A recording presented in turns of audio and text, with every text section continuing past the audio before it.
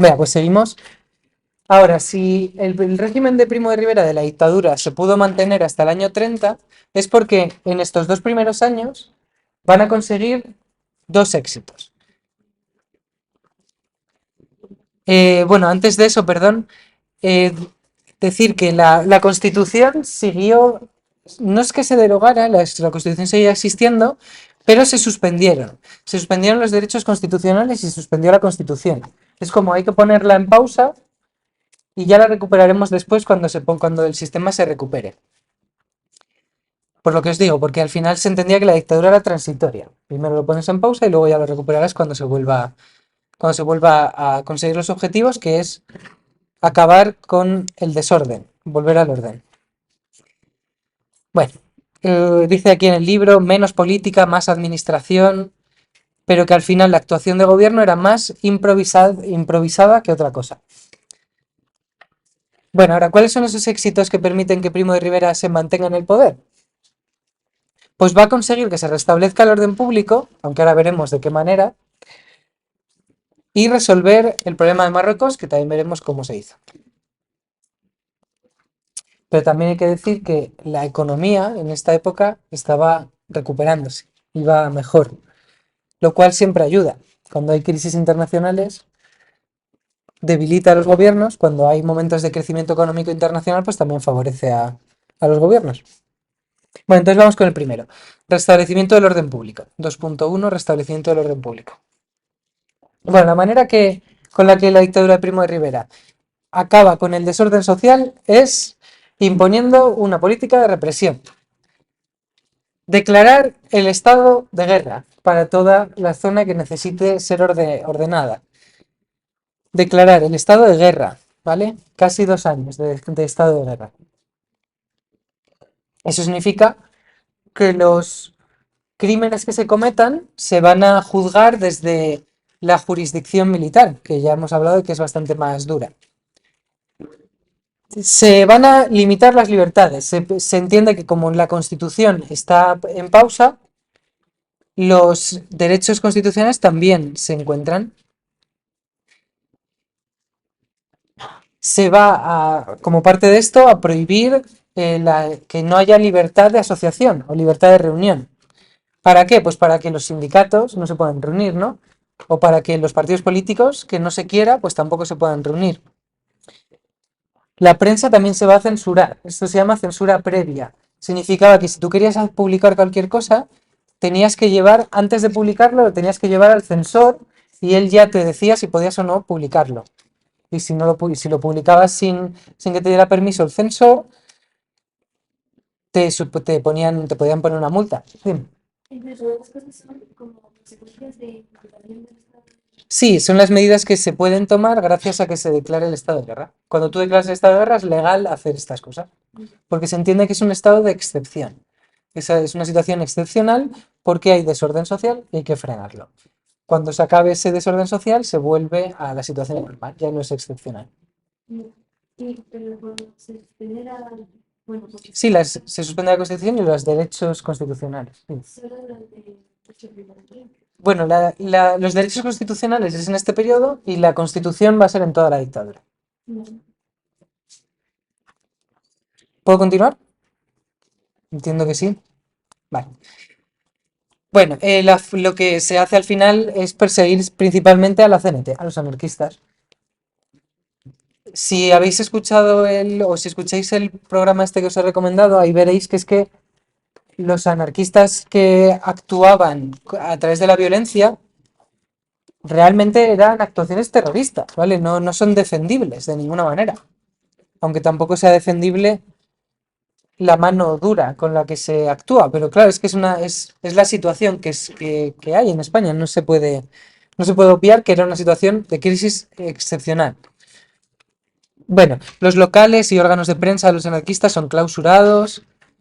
Bueno, hay un caso en concreto que es que al verdugo de Barcelona se le va a asesinar desde los anarquistas porque el verdugo de Barcelona era la persona que estaba encargada de que si se juzgaba a alguien a muerte, pues el verdugo es el que lleva a cabo el asesinato, ¿no? Y es muy interesante la historia del verdugo porque él era un panadero, creo que era, que, bueno, tenía problemas con la bebida y él había Se había apuntado para ser el verdugo porque pensaba que nunca le iba a tocar asesinar a nadie, porque era algo muy poco habitual. Pero luego llegó la dictadura de Primo de Rivera y le tocó ejecutar a 4 personas, a 4 anarquistas. Y como los anarquistas lo que quieren es quejarse de esa situación y lo hacen a través del terrorismo, pues lo que hacen es asesinar al verdugo. Bueno, pues eso, como es algo ilegal, lo que da es razones al gobierno militar, al directorio militar, para imponer medidas frente a, bueno, para clausurar, en este caso, a los órganos de prensa y a los locales de los anarquistas. Bueno, es lo que sí que se va a conseguir al final con todas estas medidas es hacer que la CNT, que antes había sido pues una institución política, un sindicato que tenía mucha presencia abierta, ¿no? Que estaba en todos lados, se tengan que esconder, pasen a la clandestinidad. Porque si es ilegal formar parte de ello, se persigue a los anarquistas, pues los anarquistas al final, después de 2 años, tienen que esconderse. Entonces queda desarticulada la organización del anarquismo. Bueno, 2.2, final de la guerra en Marruecos. Bueno, como os digo, Primo de Rivera originalmente era abandonista, ¿vale? Él quería no intervenir más en Marruecos. Había criticado mucho, por ejemplo, cómo se había liberado a los presos militares del desastre anual. Eh, Se dice, hay una cita que no se sabe muy bien quién la dijo, no se sabe si fue el rey o si fue otro militar, que cuando se enteraron de cuánto dinero había tenido que pagar el Estado español para liberar a los militares que habían sido detenidos en Anual, ¿vale? Gente que había sido hecha presa en la guerra, un preso de guerra, se dijo, qué barata sale la carne de gallina, refiriéndose a, pero qué cara sale la, he dicho barata, qué cara sale la carne de gallina. Claro, los gallinas son los militares que habían sido hechos presos en Anual. Bueno, existía esa idea de que Anual no había que, una vez después de que hubiera pasado Anual, había que abandonar Marruecos. Pero los militares africanistas consiguen convencer a Primo de Rivera de que no, que lo que hay que hacer es tomar posiciones fuertes y que si se organiza bien se va a conseguir, bueno, pues acallar esa guerra, ¿no? Acabar con ella. Entonces, Sanjurjo, Franco, que empieza ya a aparecer por aquí, Millán Astray, militares africanistas convencen a Primo de Rivera de que se haga una intervención militar. Bueno, en una situación en la que ya sabéis que la intervención en Marruecos era muy impopular, ¿vale? Era muy impopular porque quien más estaba sufriendo eran los que les tocaba ir a la guerra. Además estaba esta división que ya os he contado ahora de abandonistas y africanistas y que el propio Primo de Rivera no quería participar en Marruecos. Entonces, ¿cuál va a ser esa solución que se pone para la guerra en Marruecos? Bueno, pues se va a hacer un desembarco muy bien organizado en Alucemas. Recordad que el desastre anual había ocurrido porque el ejército español había ido desde Melilla, se había ido introduciendo en Marruecos a través del Rift, de una zona muy seca, muy agreste, con muchas montañas, en las que el ejército malamente podía moverse. Entonces aquí lo que hacen es directamente hacer un desembarco allí donde se quería llegar, que era a Lucemas. El objetivo en anual era llegar a Lucemas. Bueno, este desembarco que se hace en una colaboración entre España y Francia va a ser luego utilizado como modelo para el desembarco de Normandía de la Segunda Guerra Mundial. Tomaron como ejemplo de organización militar de un desembarco el desembarco en Alucemas. Bueno, fue un desembarco como una especie de demostración de fuerza, ¿vale? Querer demostrar que el ejército español tenía suficiente fuerza para destruir el movimiento de Abdelkrim, el que se había rebelado frente al ejército español.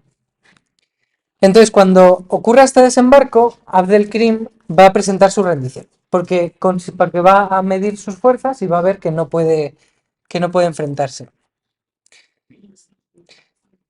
Entonces, una vez que Abdelkrim se ha rendido, la guerra ya es mucho más fácil, porque Abdelkrim, la fuerza que él tenía era que conseguía unir las fuerzas de los rifeños, de la gente del Rif. Pero sin un líder carismático como Abdelkrim, se van a desbandar, se van a dividir en grupos separados. Con lo cual ya no hay un grupo tan fuerte de resistencia al ejército español. Entonces, para 1927 la guerra ya habrá acabado, pero realmente con este desembarco de Alhucemas ya se ha hecho casi todo. Bueno, fue el mayor éxito del dictador Primo de Rivera, satisfizo la demanda general de acabar con la guerra y al mismo tiempo elevó el prestigio de los militares africanistas. Se consigue ganar al otro sector del ejército. Bueno, pues con estos dos éxitos iniciales permitirá a Primo de Rivera que se perpetúe en el régimen. Entonces, ¿cómo lo hizo? Bueno, pues entre 1925, este ya es el punto 3, ¿vale? 3, directorio civil y fin de la dictadura. Entre el 25 y el 30 ocurrirá la segunda fase de la dictadura. Y ahora ya no es un directorio militar, ahora el apoyo de gobierno de Primo de Rivera es un directorio civil. Para regenerar su sistema político, Primo de Rivera decide renovar el régimen, sustituyendo a los generales que formaban su apoyo, su directorio, por políticos, por civiles, de varios partidos políticos. Bueno, Primo de Rivera podía haberse retirado, ¿no? Podía haber dicho, bueno, pues ya asentada la situación, ¿no? Conseguida la paz y el orden, puedo irme de aquí, ¿no? Y volver a instaurar la Constitución, pero no lo decidió. Decidió perpetuarse en el poder. Entonces, elige un directorio civil, que aquí les tenéis. Podéis ver con su casco al estilo prusiano a los militares, mientras que los que llevan el sombrero serían los civiles, ¿vale? Bueno, Primo de Rivera, para perpetuarse en el poder, para regenerar su dictadura, va a tomar tres medidas, ¿vale? Va a construir tres bases que consigan establecerle, justificar su dictadura, su directorio civil. Son tres medidas para transformar la dictadura. Entonces, la primera de todas, va a fundar un partido. Va a fundar un partido que se identifique con el régimen suyo, que es la Unión Patriótica, la UP, ¿vale? La Unión Patriótica. Lo crea un poquitín antes del directorio civil, pero realmente cuando toma fuerza es ahora. Bueno, su objetivo, unir y organizar a todos los españoles de buena voluntad. Y su lema, religión, patria y monarquía. Bueno, pues ahí lo dice todo. Religión, patria y monarquía. Vale, la Unión Patriótica, primera medida, ¿vale? Segunda, va a crear una Asamblea Nacional Consultiva, es decir, una especie de cortes, pero que en realidad no son cortes. Asamblea Nacional Consultiva.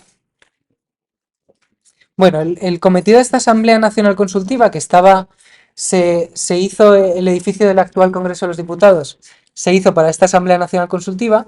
Bueno, el cometido era preparar leyes, pero no aprobarlas. Un parlamento de verdad, unas cortes de verdad, además de hacer las leyes, las aprueban, ¿no? Esta no. Esta lo que hacía era preparar las leyes y presentárselas a Primo de Rivera. Y luego ya era Primo de Rivera el que la aceptaba o no. No era un parlamento representativo ni tenía función legislativa. Solo elaboraba anteproyectos de ley y asesoraba al gobierno. Es decir, es un poco volver a la idea de las cortes estamentales, ¿no? Que lo que hacían era consultar, daban ayuda, asesoraban al rey del momento, pero no es que tuvieran un poder, no es una perspectiva liberal de cómo tendría que ser un parlamento. Y la tercera medida, hacer un anteproyecto de constitución, pero que realmente no va a llegar a promulgarse, ¿vale? Aunque la constitución sí que se presenta, no llegó a promulgarse. Antes de que se promulgara, va a llegar una crisis que es inmensa, que es el crack del 29, la Gran Depresión, la crisis del 29, que estudiasteis en cuarto. Y esa crisis, pues va junto a una serie de escándalos políticos que hubo, hizo que Primo de Rivera tuviera que irse del poder y no le dio tiempo a promulgar esa nueva constitución. Bueno, aún así, esa constitución, su modelo no es un modelo liberal, porque ya estamos viendo que Primo de Rivera no tenía intención de establecer un sistema político liberal. Por ello, se parecía más a una carta otorgada. Recordad que cuando hablamos en el siglo XIX, la diferencia entre una carta otorgada como era el Estatuto de Bayona o como era el Estatuto Real de 1934. Bueno, así que bueno, vamos a ver este vídeo. Esto es un discurso de Primo de Rivera en el 29, para que veáis un poco cómo hablaba, ¿vale? Voy a parar de grabar.